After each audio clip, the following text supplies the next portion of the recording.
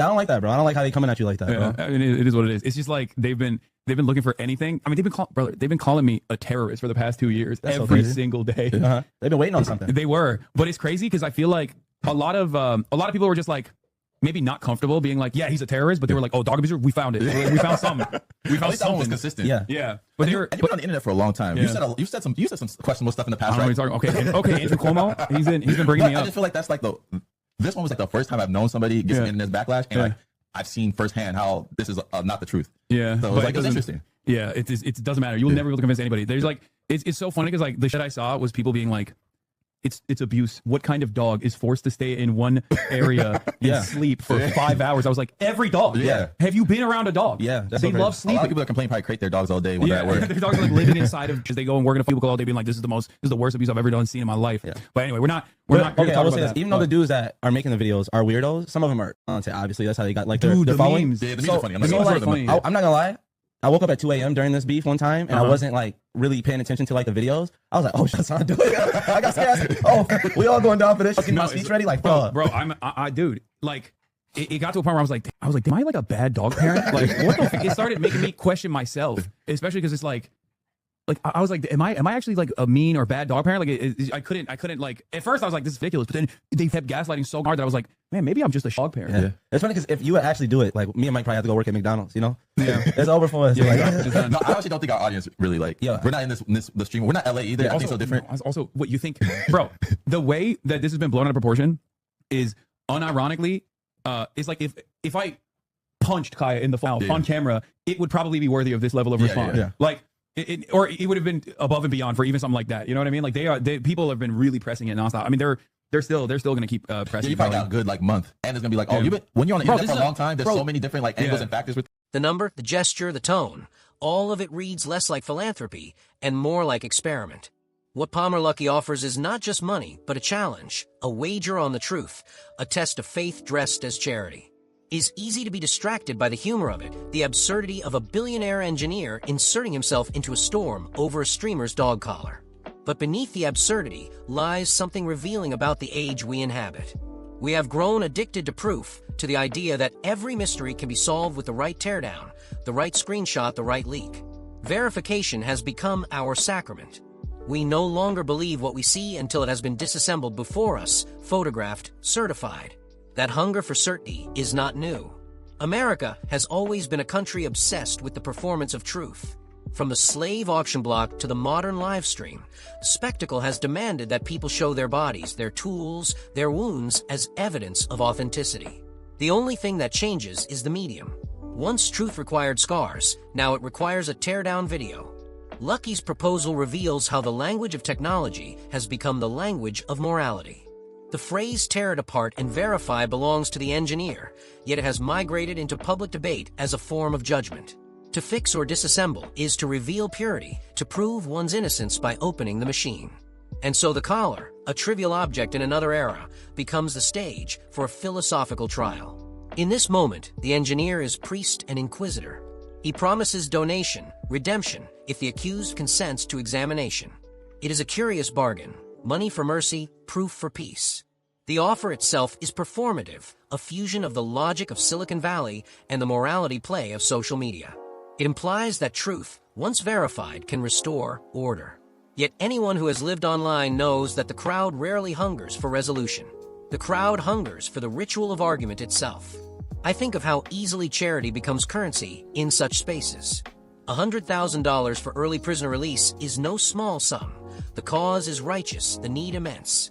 But the framing of the offer, conditional, public, transactional, reveals a deeper impulse. Is the desire to merge generosity with spectacle, to transform giving into a moment of proof. What should have been private compassion becomes a test of someone else's honesty. In that transformation lies the moral cost of our age of optics. Lucky, of course, is not an ordinary observer. His history is stitched into the story of virtual reality, of militarized technology, of the new frontier where innovation and ideology intertwine. He is a figure who understands the power of attention, the way a single statement can bend the discourse of a day. His tweet functions less as a comment on a dog collar, and more as a demonstration of technological culture's belief that every problem can be solved through inspection. If the device can be opened, the truth can be known. If the truth can be known, the argument can end. But the argument never ends. It mutates. When I watch these moments unfold, I see the ghost of the American faith in transparency. We are taught that sunlight disinfects, that showing everything ensures virtue. But the light of the internet does not cleanse, it burns. It magnifies details until context evaporates. It demands that people strip themselves bare before a faceless audience whose approval can never be secured. The fascination with the collar, with whether it harms or not, is less about animal welfare than about the pleasure of public certainty.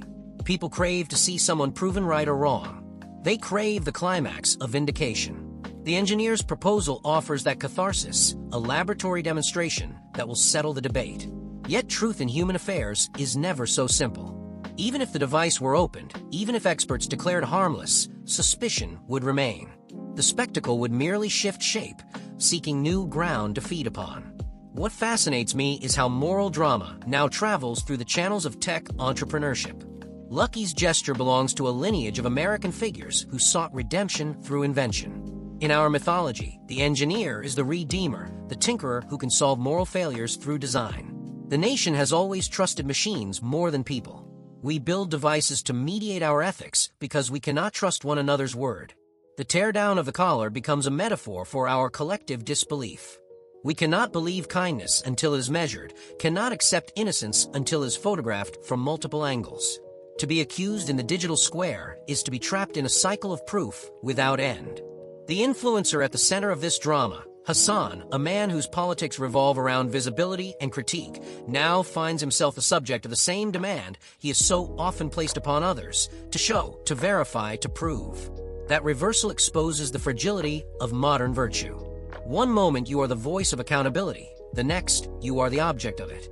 Lucky's offer, though couched in charity, plays upon that vulnerability. It says, I will help the prisoners if you surrender your privacy, your pride, your dignity to inspection. The cruelty of the proposal lies in its cleverness. Refusal invites suspicion, acceptance concedes power. Either choice sustains the spectacle. We have reached a point where philanthropy itself is gamified. Donations are no longer quiet acts of conscience, they are public wagers in the marketplace of virtue. The crowd cheers not for the cause, but for the contest. The prisoners, the suffering, become background to the show. The only real subject is reputation, who wins the moral day. I find myself thinking about the history of public tests. There was a time when truth was proven by ordeal, by fire, by water, by survival itself. A woman accused of witchcraft was tied and thrown into a river. If she floated, she was guilty. The logic was absurd but absolute. The digital age has revived that logic in subtler form. The ordeal now takes place through evidence and verification, through the teardown and the tweet. We call it rational, scientific, objective. But beneath it lies the same hunger to witness suffering as confirmation.